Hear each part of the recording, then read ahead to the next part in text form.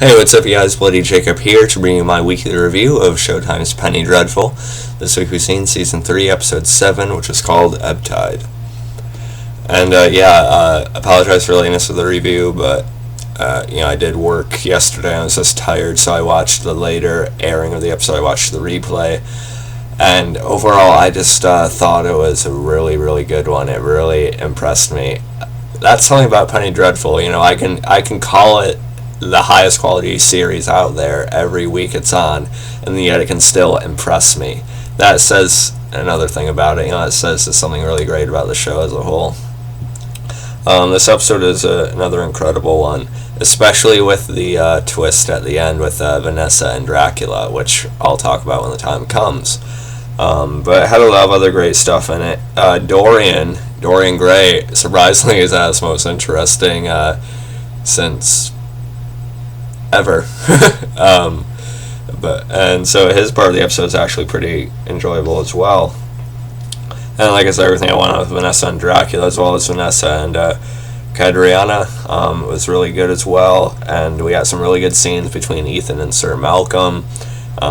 We got some really, really touching developments with the creature, Mr. Clare, Caliban, whatever you want to call him, and his family, which really paid off in a much happier way than I thought it would. But I'm kind of worried about them going forward. And there's just a whole lot to like. They had a lot of good concentration in this episode, a lot of development, and it's really setting it up in a much bigger and more dreadful in the best way possible way for the final two episodes.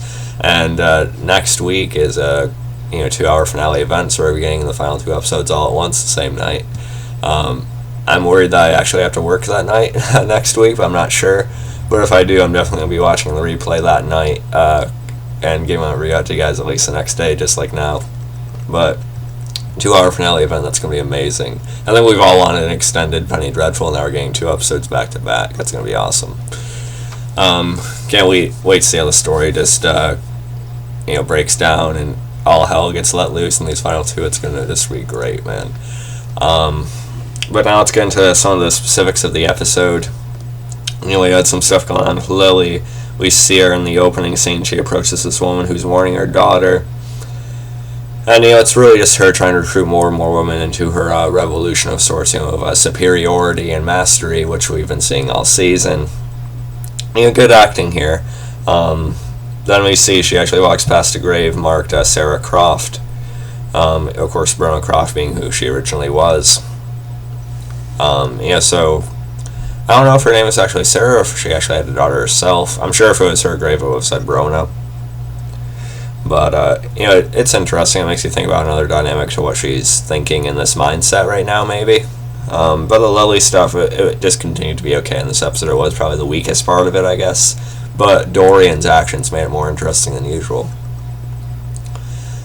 I never expected to say Dorian's actions made something more interesting. But it's happening.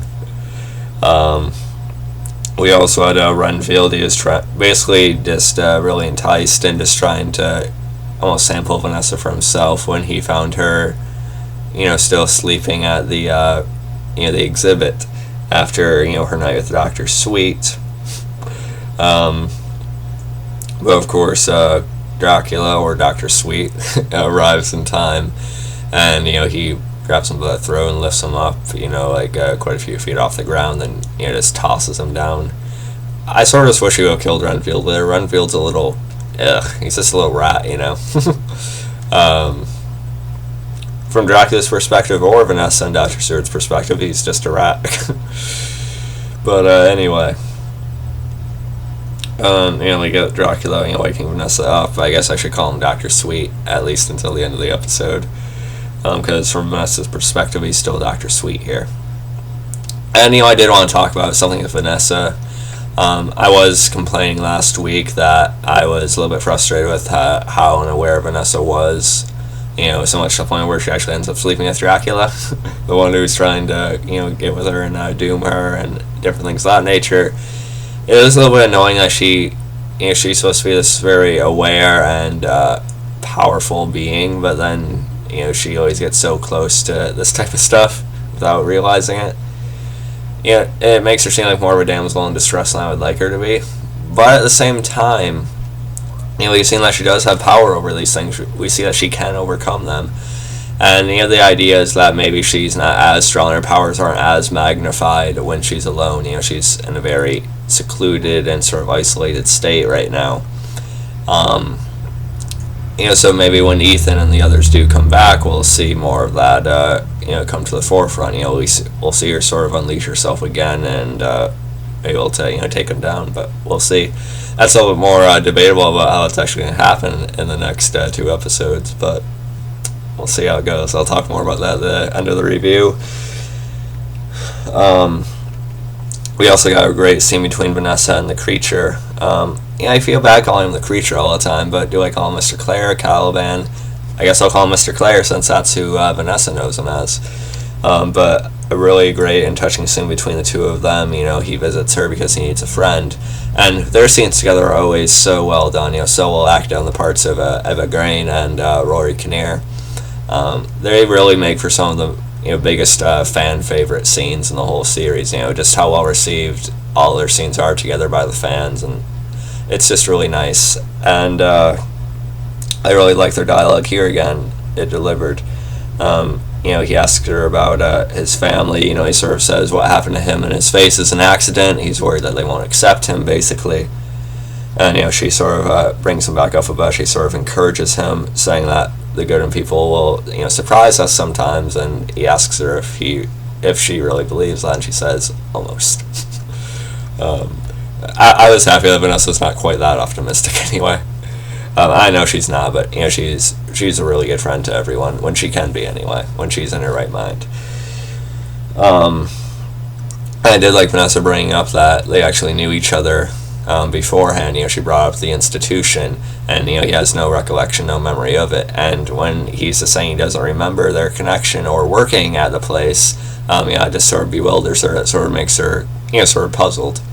I do wonder if she's ever going to find out what's really going on with him and what Victor's actually done and stuff like that. I imagine she will, but we'll see. But anyway, great scene all in all, and with her basically encouraging him, which I thought was really sweet. We get a scene between Ethan and Kaya today. I think I'm finally pronouncing his name correctly, or at least sort of close. Kaya Dene sort of encourages him to, try and stay in the country or try to stay with him and help what he considers to be Ethan's people, with the Apaches and stuff like that. But Ethan says his people are now in London. We also had Lily. She makes a speech about all these women she has recruited on this big long table now. Dorian just seems very disinterested, just very bored, as he describes later. But Lily makes a speech. Again, great acting from Billie Piper. She's really good in the role, whether it's Brona or Lily. But, I just don't find the character to be that interesting. I just feel like it's a little bit forced sometimes. It's one of the very few weak at all parts of the show. But great acting from Billie Piper. She does well in the role. And she's basically encouraging all these women to sort of, find all these men, like the rapists or the perverts, the ones who, take advantage of prostitutes, things like that, or just women in general, cut off the right hand and bring them to the table, and that's what they did. We see this big pile of hands, which is fun. Let's see, we also have Dorian. He's sort of been having issues with the main young girl they had recruited earlier on in the season. And we finally see him lay into her a little bit. He says, "You want to play with me, kitten? Show me your bloody claws." And that was just really well delivered by Reeve Carney in this scene. But more on him a little bit later. And then we see the creature, or, the creature. He finally tries to talk to his wife. And I was really eager to see her reaction here, because we've seen that the son was really scared last week. But, then again, a little boy waking up to something that unfortunately looks like him, it would probably scare him. Not that there's anything that has to be wrong with him now, but I'm just saying a kid would probably be scared of that, especially waking up to it. And she actually seems to be willing to hear him out. They talk about Victor, and they acknowledge how he actually brought life. This is a miracle what he did, but at the same time the creature sees that it was like this mainly just because of his ambition. Just a young man trying to make a name for himself, trying to do all this and that for himself.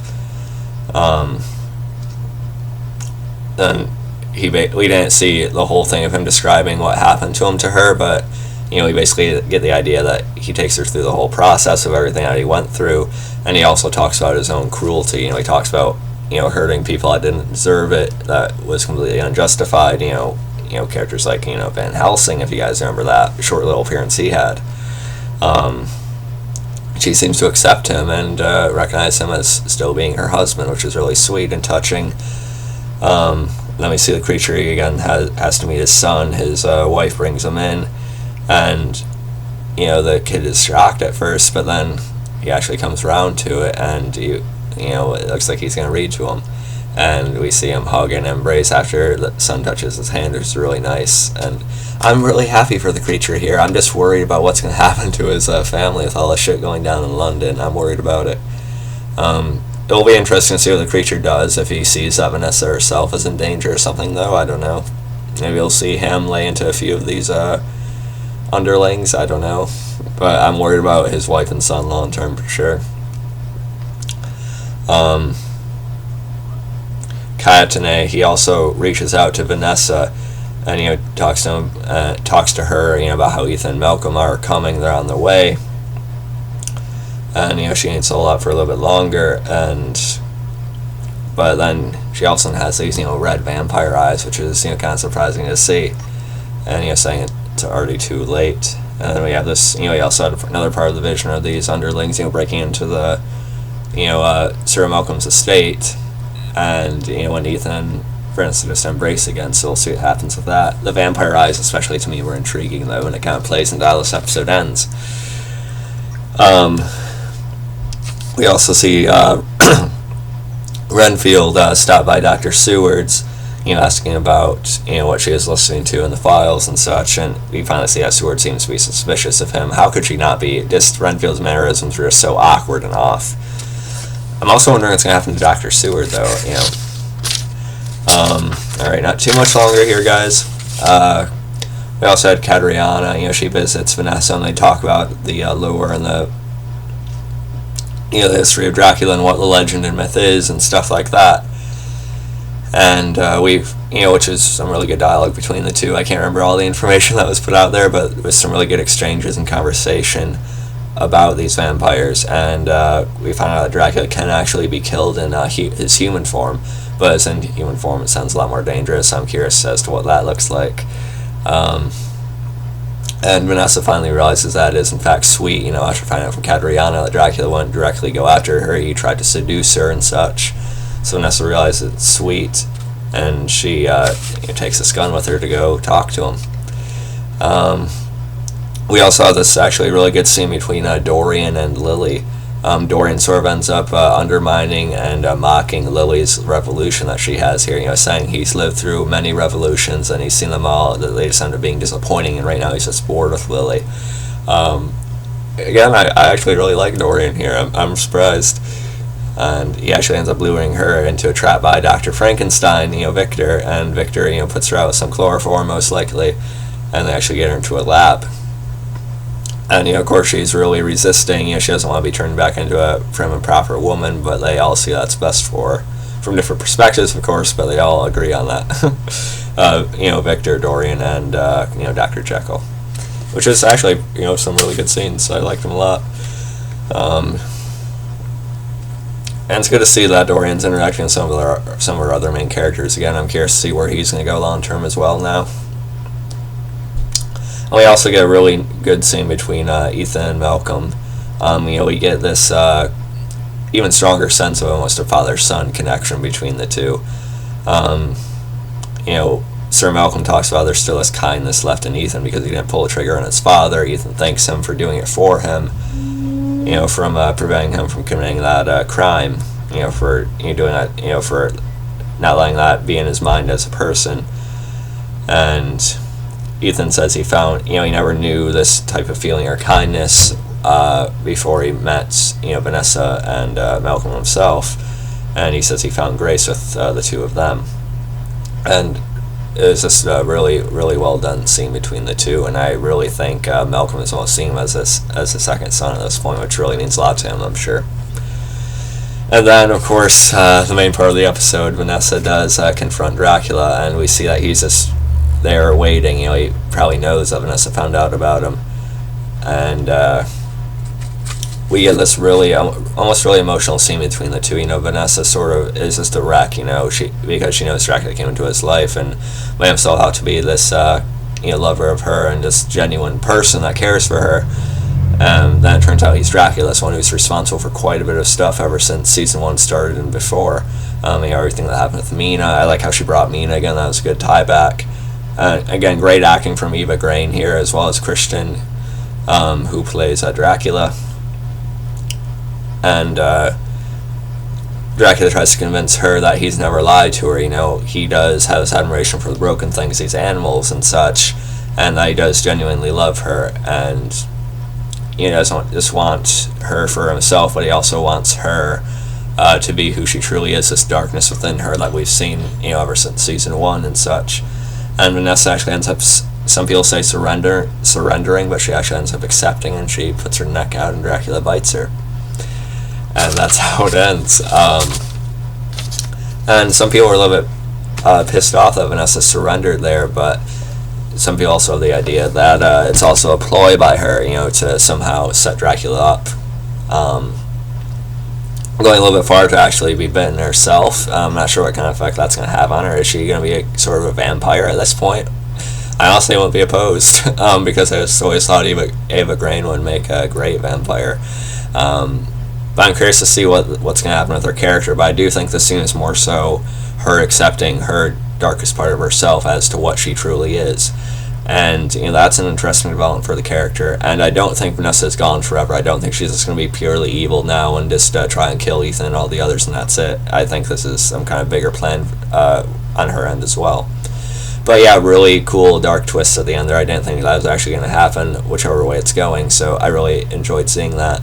Really interesting, and I cannot wait for the 2-hour, 2-episode finale event next week. It's just going to be incredible, guys. I love Penny Dreadful. Best show out there right now. Alright, hope you guys enjoyed the video. You can follow me on Facebook, Twitter, and look for InSpoiledDead.com. I'll catch you guys next time. And peace. All those clips with Ethan finally arriving back in London. Wolfman versus Dracula. It's going to be awesome. Catch you guys next time.